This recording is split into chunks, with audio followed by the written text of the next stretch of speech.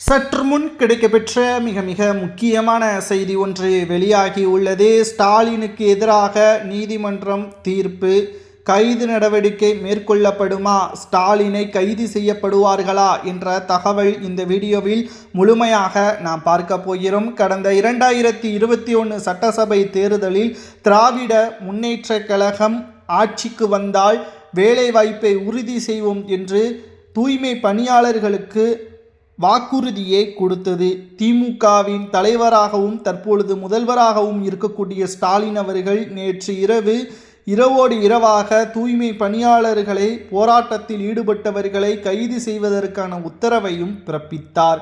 இந்த நிலையில்தான் நீதிமன்றத்தில் தூய்மை பணியாளர்களது சங்க தலைவர் தற்பொழுது வழக்கு பதிவு செய்து விசாரணையை நடத்த வேண்டும், வாக்குறுதியை நிறைவேற்றவில்லை, நாங்கள் போராட்டம் நடத்துவது கேளிக்கை கிடையாது என்றும் எங்களது வாழ்வாதார பிரச்சனை என்றும் கூறி வருகிறார்கள். சரி, இது தூய்மை பணியாளர்களுக்கு பிரச்சனை மட்டுமா என்று கேட்டால், திமுக சொன்ன வாக்குறுதிகள் எதையுமே நிறைவேற்றவில்லை.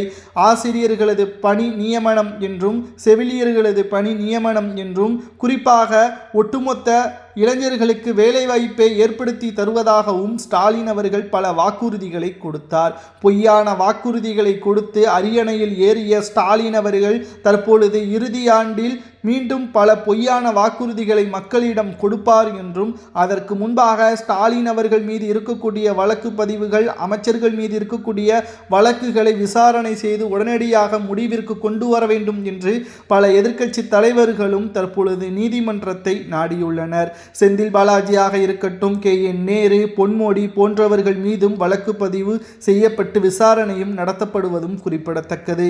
மேலும் தூய்மை பணியாளர்கள் ஸ்டாலின் மீது வழக்கு பதிவு செய்யப்பட்டிருப்பதற்கு ஒட்டுமொத்த விசாரணையும் நீதிமன்றம் ஏற்றுக்கொள்ளப்பட்டு விசாரணை தூய்மை பணியாளர்களுக்கு சாதகமாக மாறிவிட்டால் நிச்சயம் ஸ்டாலின் கைது என்பது உறுதி செய்யப்படும் என்ற தகவலும் கிடைக்கப்பெற்றுள்ளது. தூய்மை பணியாளர்களுக்கு வேலை நிரந்தரம் என்று ஸ்டாலின் தான் கூறினார் தேர்தல் பிரச்சாரத்தின் பொழுது. ஆனால் இப்பொழுது அந்தர்பல்ட்டி அடிப்பது சரியா என்ற கேள்வியையும் தற்பொழுது தூய்மை பணியாளர்கள் கேட்கக்கூடியது சரியாகத்தான் இருக்கிறது. ஒன்றல்ல இரண்டல்ல, பல்வேறு பிரச்சனைகள் தமிழகத்தில் நடந்து கொண்டுதான் இருக்கிறது. ஆனால் எதையும் காது கொடுத்தோ அல்லது விசாரணை செய்தோ ஸ்டாலின் அவர்கள் முடிவெடுப்பதில்லை.